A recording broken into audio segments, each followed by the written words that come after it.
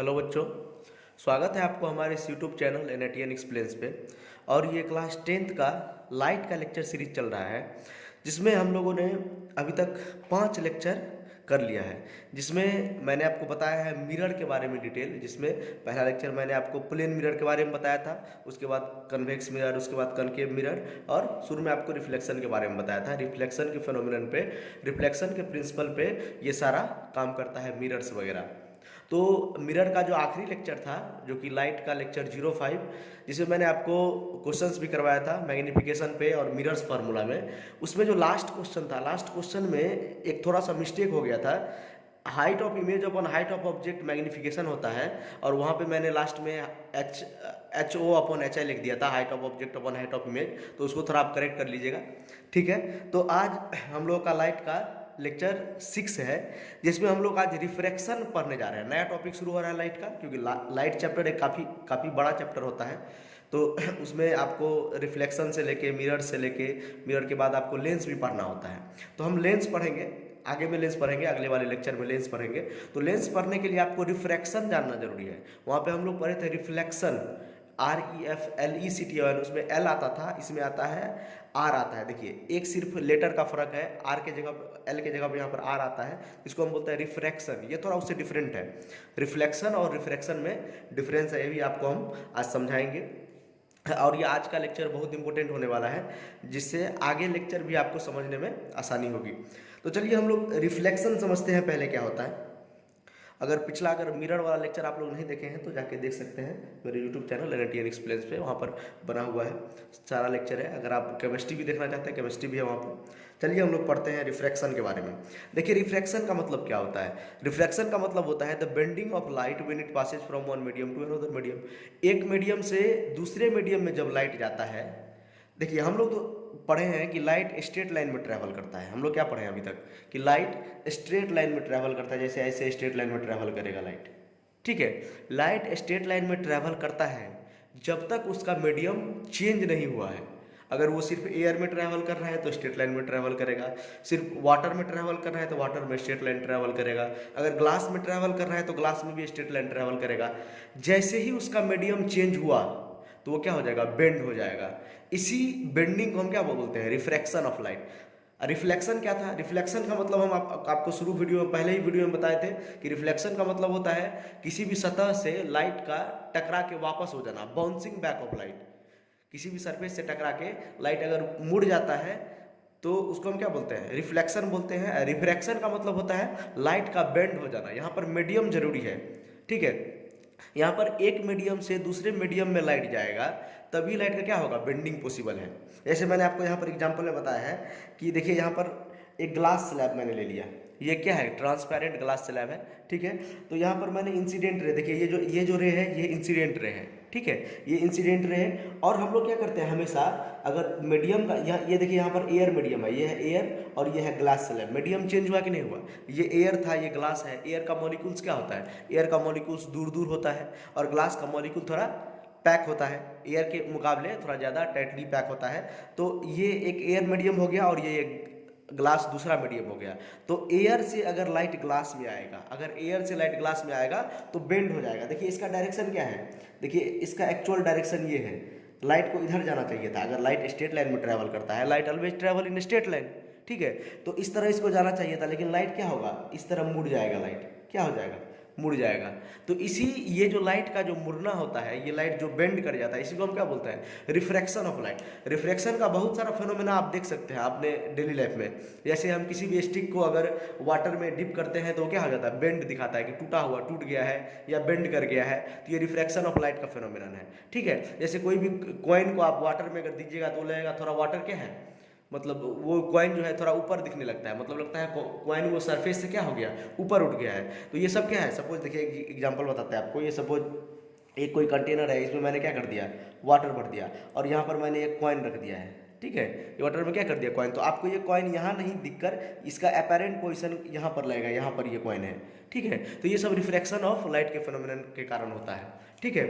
तो हम लोग समझते हैं कि हम लोगों को तो पता था अभी तक कि लाइट स्ट्रेट लाइन में ट्रैवल करता है।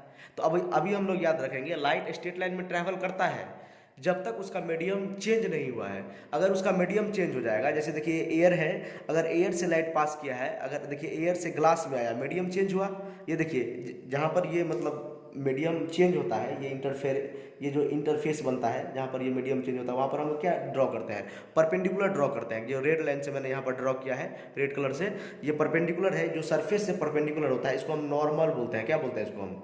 नॉर्मल बोलते हैं। जो सरफेस से परपेंडिकुलर होता है उसको हम क्या बोलते हैं? नॉर्मल बोलते हैं। तो ये देखिए ये एक लाइट था जो कि इंसिडेंट हुआ इस सरफेस पे, और यहाँ से क्या हुआ, बेंड हो गया। क्या हो गया, इसको जाना चाहिए था इस डायरेक्शन में, लेकिन ये क्या हो गया, बेंड हो गया। बेंड हो गया इसीलिए क्या हो गया, ये रिफ्लेक्शन ऑफ लाइट हो गया। रिफ्लेक्शन ऑफ लाइट का मतलब क्या, लाइट का मुड़ना, लाइट का बेंड होना। ठीक है, अब देखिए मैंने क्या किया है, तो अभी तो एयर से ग्लास में आ रहा था, अगर ग्लास से एयर में जाएगा तो क्या होगा, देखिए इसका एक्चुअल डायरेक्शन क्या है, इसका देखिए एक्चुअल डायरेक्शन ये है कि नहीं है, इसको इस डायरेक्शन में जाना चाहिए था। अब देखते हैं इस डायरेक्शन में जाएगा कि नहीं, क्योंकि ये लाइट है, देखिए ये सीधा जा रहा है तो इस तरह चला जाएगा, लेकिन ये क्या होता है, ये इस तरह नहीं जाके ये मुड़ जाएगा। क्या हो जाएगा, ये मुड़ जाएगा इस तरह।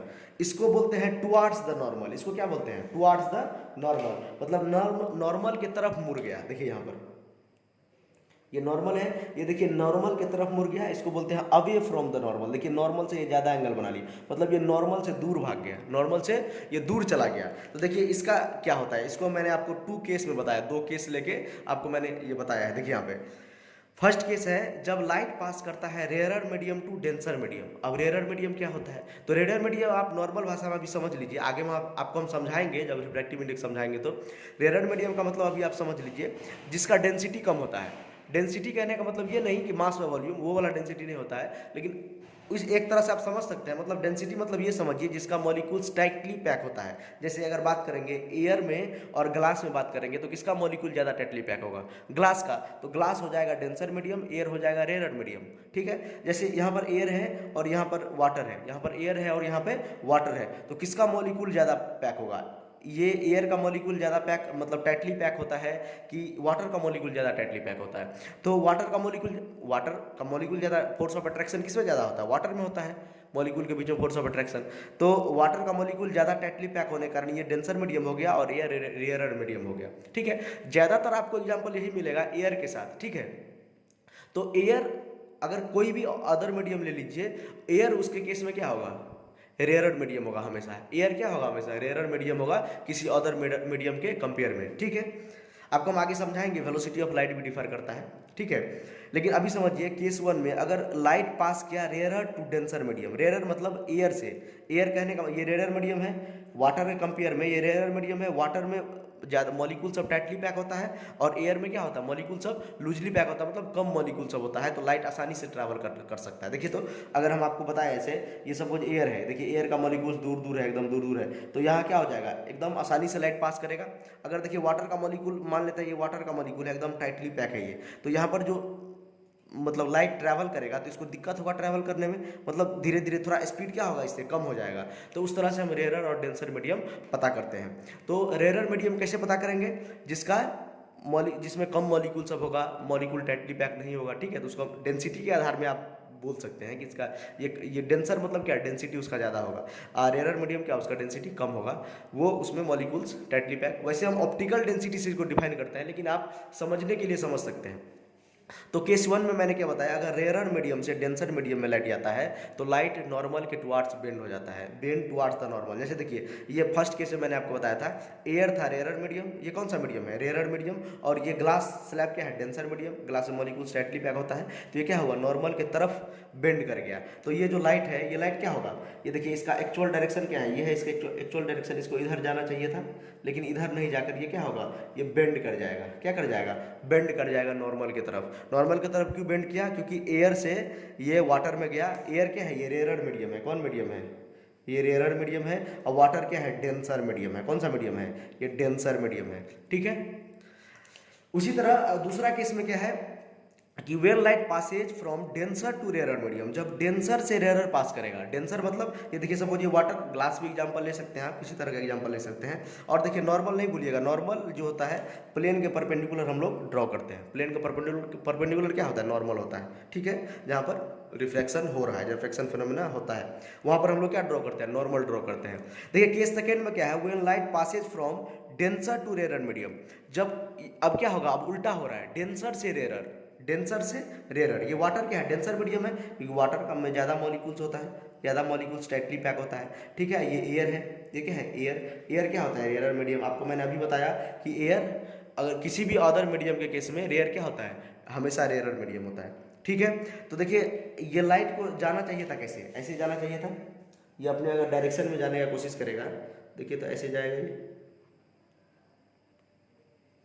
ठीक है, ये इसका ये एक्चुअल डायरेक्शन ये ऐसे इसको जाना चाहिए, लेकिन ये मीडियम चेंज हुआ, डेंसर से अगर रेयर मीडियम आता है तो ये क्या हो जाता है, bend away from the normal, bend away from the normal. इसमें क्या हुआ, तो नॉर्मल की तरफ झुक गया, इसमें नॉर्मल से दूर चला गया, इसमें नॉर्मल से दूर चला गया। ये एंगल देखिएगा तो ये बहुत ज़्यादा एंगल होगा, मतलब ज़्यादा एंगल होगा, और ये कम एंगल होगा, ये कम एंगल। तो अगर याद रखेंगे हम लोग, अगर डेंसर से रेयर जाएगा, डेंसर से रेयर जाएगा, डेंसर से, देखिए ये डेंसर है, ये डेंसर मीडियम है, डेंसर, ये डेंसर मीडियम, डेंसर से रेयर जाएगा तो अवे फ्रॉम द नॉर्मल, और रेयर से डेंसर आएगा तो टुवार्ड्स द नॉर्मल। देखिए अभी तक मैंने आपको क्या क्या बताया उसको एक बार मैं समराइज कर देता हूँ। रिफ्रैक्शन ऑफ लाइट का मतलब होता है बेंडिंग ऑफ लाइट, जब एक मीडियम से दूसरे मीडियम में लाइट जाता है तो लाइट का बेंड होना। देखिए बेंड दो तरह से हो सकता है, बेंड दो तरह से हो सकता है, या तो टुवार्ड्स द नॉर्मल हो, या तो अवे फ्रॉम द नॉर्मल हो, या नॉर्मल की तरफ झुक जाए। बेंड दोनों का मतलब ही तो बेंड होना हुआ, बेंड मतलब क्या है, झुक जाना, या तो टुवार्ड्स झुक जाना, या away from the normal bend हो जाना। तो टुवार्ड्स द नॉर्मल कब होता है, जब रेयरर से डेंसर आएगा, जब रेयरर से डेंसर में लाइट ट्रैवल करेगा तो टुवार्ड्स द नॉर्मल बेंड हो जाता है, और जब डेंसर से रेयरर ट्रैवल करेगा तो अवे फ्रॉम द नॉर्मल हो जाता है।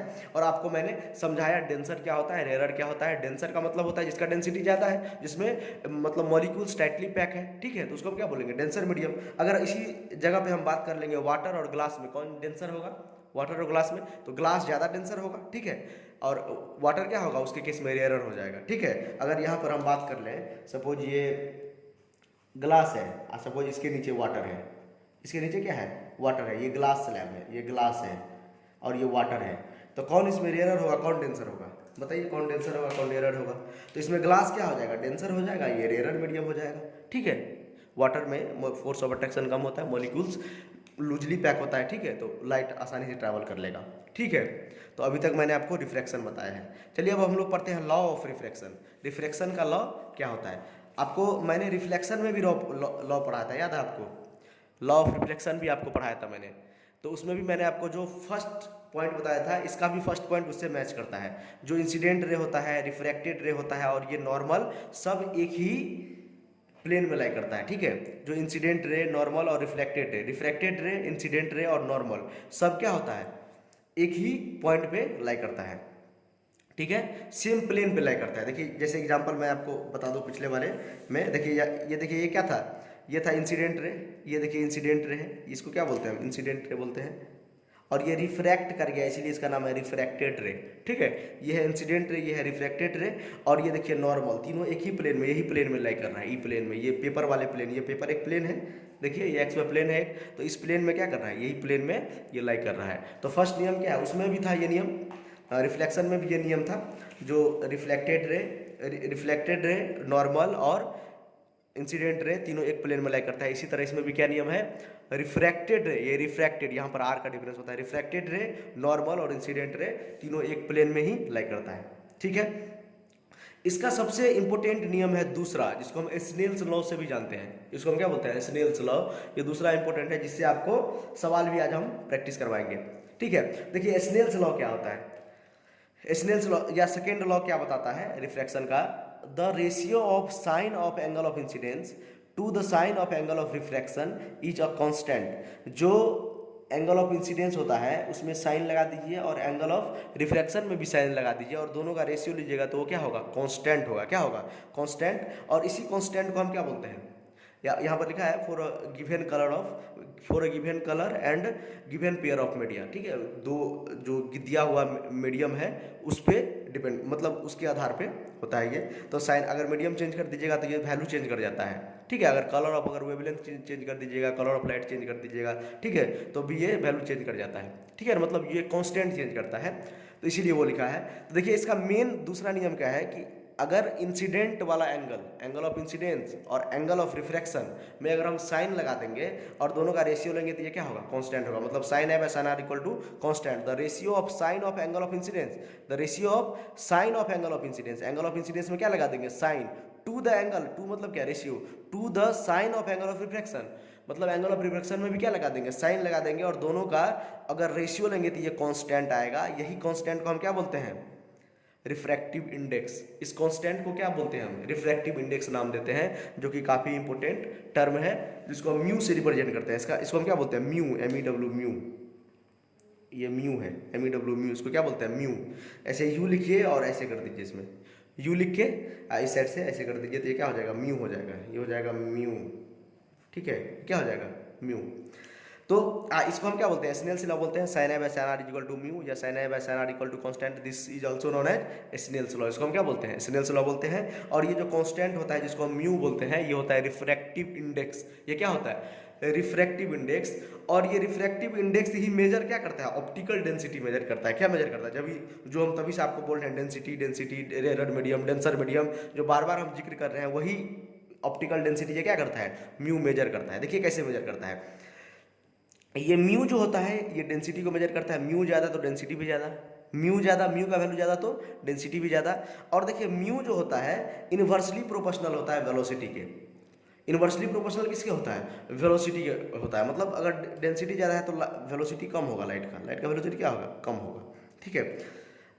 देखिए ये म्यू इन्वर्सली प्रोपोर्शनल होता है velocity of light, mu inversely proportional होता है वेलोसिटी ऑफ लाइट। देखिए अगर हम μ2 अपन μ1 लिखेंगे तो क्या हो जाएगा, देखिए mu inversely proportional to v है, mu inversely proportional to v है, तो क्या हो जाएगा, μ2 अपन μ1 क्या हो जाएगा, v1 अपन v2 क्या हो जाएगा। इसका मतलब क्या है, speed of light in medium 2 upon speed of light in medium 1, इस पर डिपेंड करता है। एक बार सोचिए आप, अगर हम एयर और ग्लास के बारे में बात करेंगे, एक मीडियम मैंने ले लिया एयर और एक मीडियम मैंने ले लिया ग्लास, तो एयर और ग्लास में किसमें ज़्यादा तेज़ी से लाइट ट्रैवल करेगा, तो ग्लास में ट्रैवल करेगा कि एयर में ट्रैवल करेगा ज़्यादा तेज़ी से।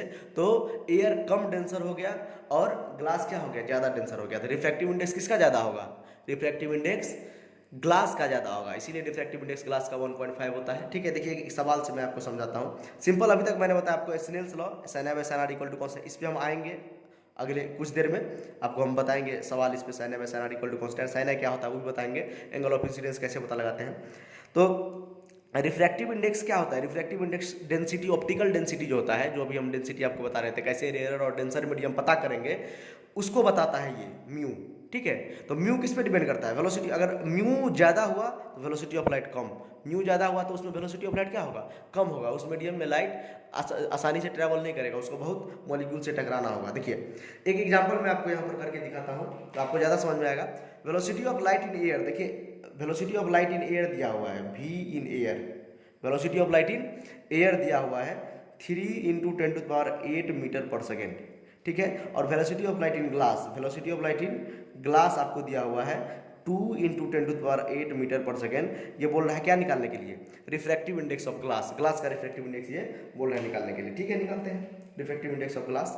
तो कैसे निकालेंगे, तो रिफ्रैक्टिव इंडेक्स का फार्मूला क्या होता है, mu of glass upon mu of air बराबर, mu of glass upon mu of air बराबर क्या होगा, पहले देखिए ऊपर में, यहाँ पर देखिए ये 2 है तो नीचे में इसका 2 है, क्योंकि इन्वर्सली प्रोपोर्शनल है ना।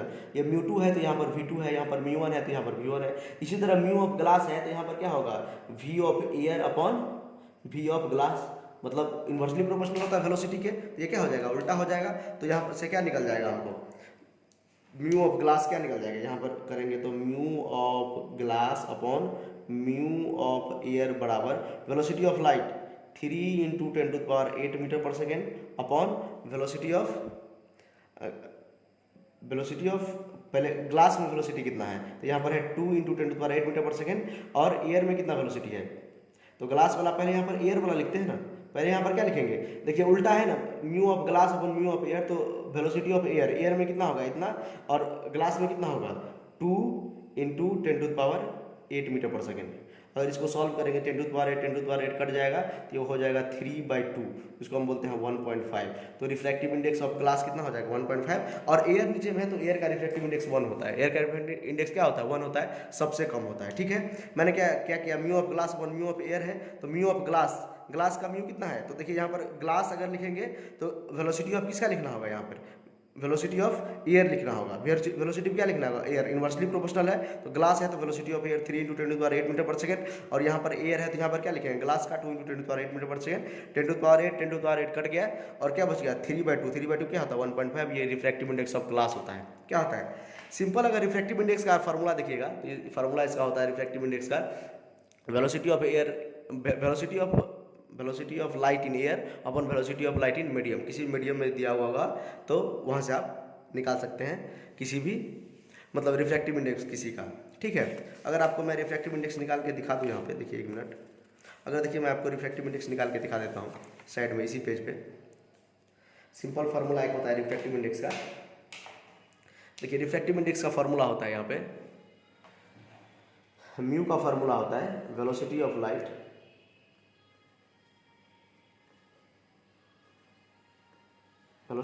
In air upon velocity of light in medium, velocity of light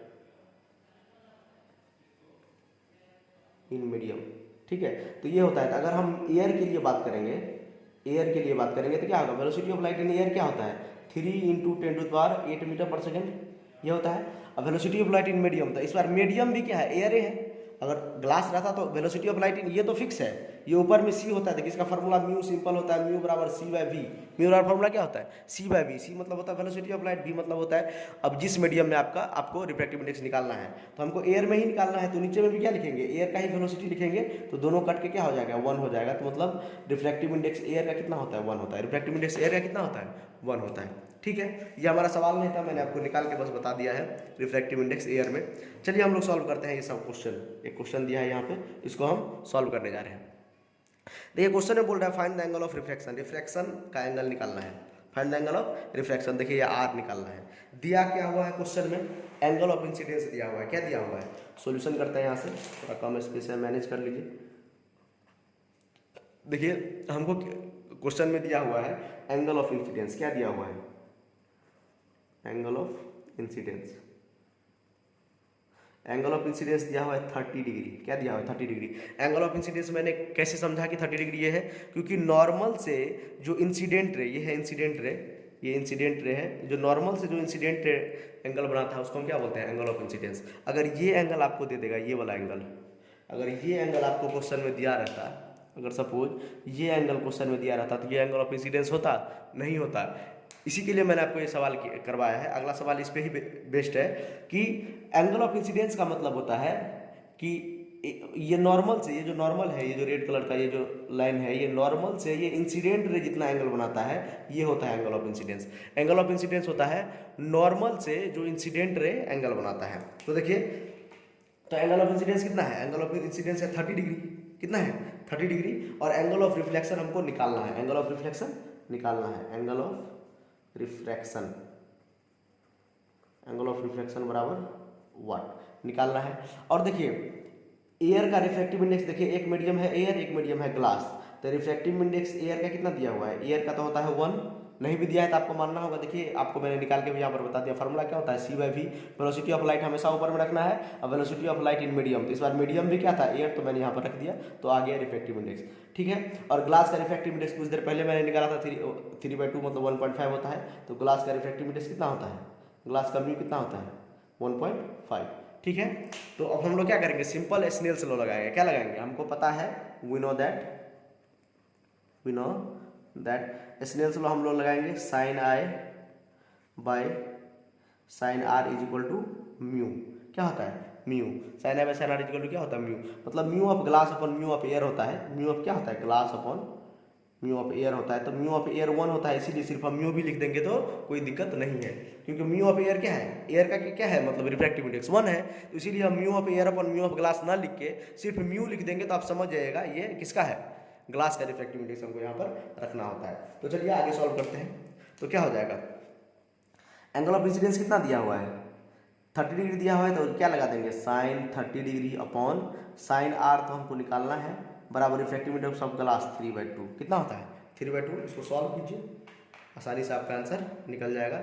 अगर साइन 30 का वैल्यू कितना होता है 1/2 होता है, क्या होता है 1/2। साइन आर को उस साइड भेज दीजिए, इसको इस साइड ला लेते हैं, ठीक है। तो ये हो जाएगा साइन आर बराबर हो जाएगा साइन 30 डिग्री होता है 1/2, ठीक है। साइन 30 डिग्री 3/2 को नीचे भेज दीजिए, 3/2 को इसको इस साइड ले गए, इसको नीचे ले गए, 3/2 को नीचे लेके आ गए और साइन आर को उस साइड लेके चले गए।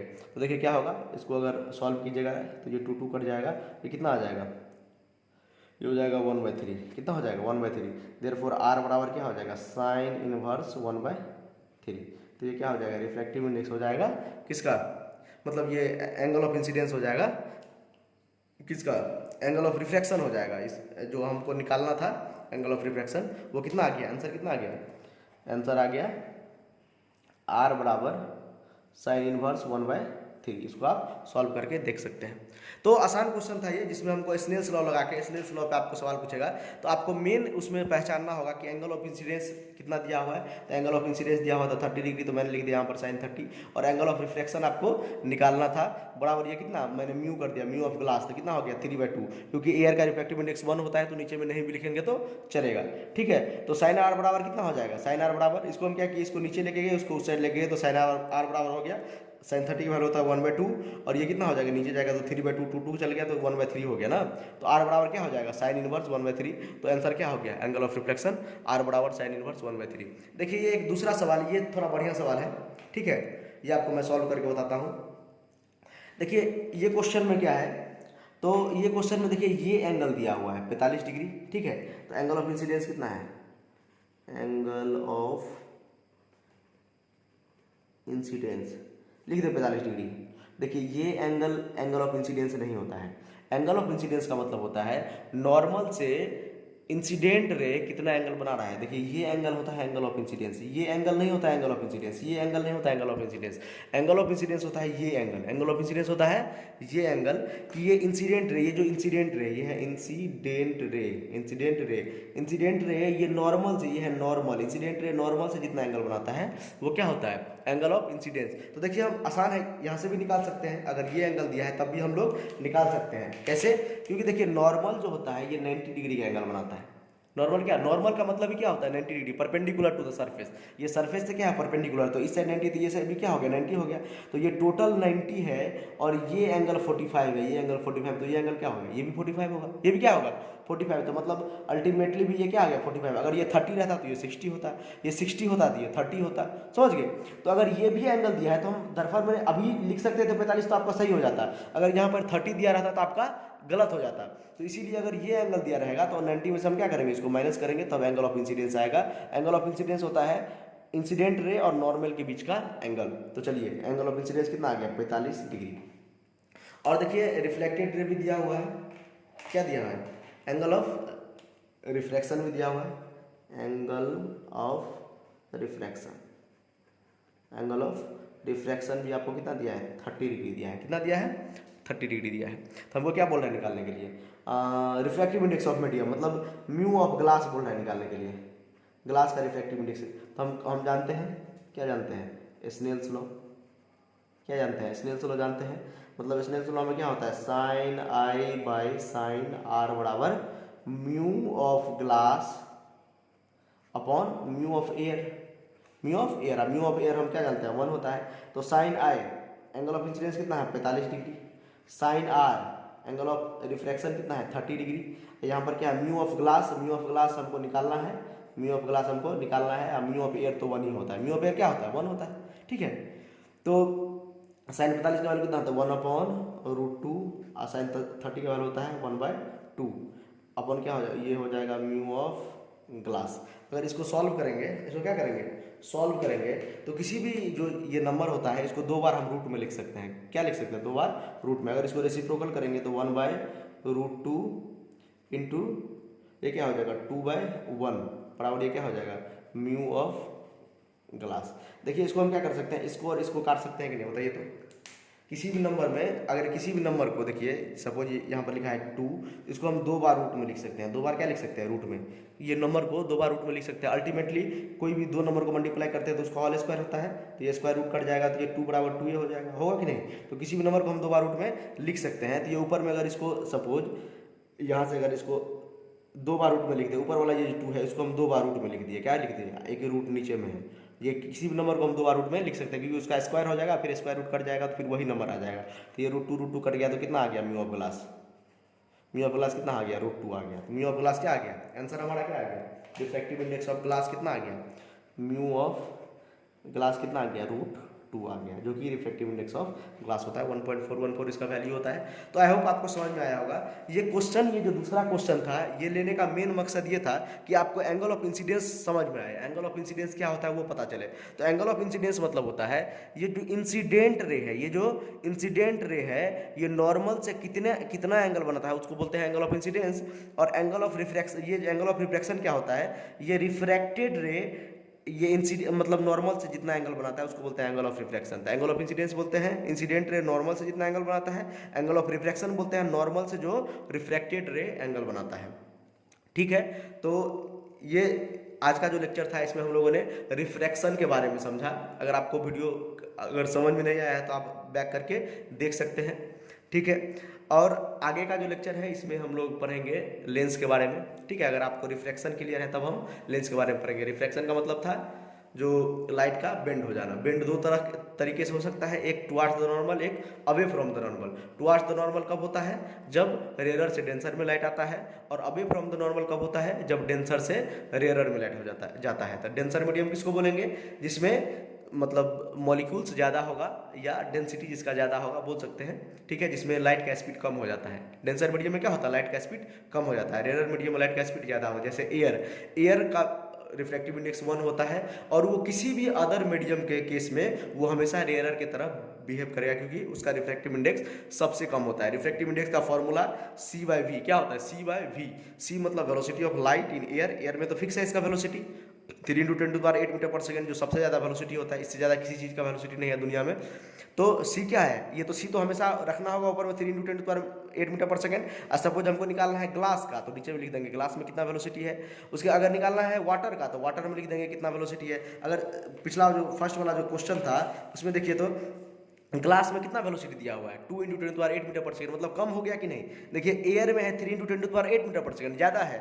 ग्लास में क्या है? कम है। तो इसी तरह अगर ग्लास का निकालना हमको रहेगा तो ग्लास का वेलोसिटी दे देंगे 2 × 10⁸ मीटर पर सेकंड। इस बार हमको एयर में ही निकालना था, तो ऊपर में भी किसका वेलोसिटी? एयर का, नीचे में भी एयर का वेलोसिटी, दोनों कट के क्या हो जाएगा? 1 हो जाएगा। ठीक है, इसीलिए रिफ्रैक्टिव इंडेक्स ऑफ एयर क्या होता है? 1 होता है। आई होप वीडियो आपको पसंद आया होगा। Thank you.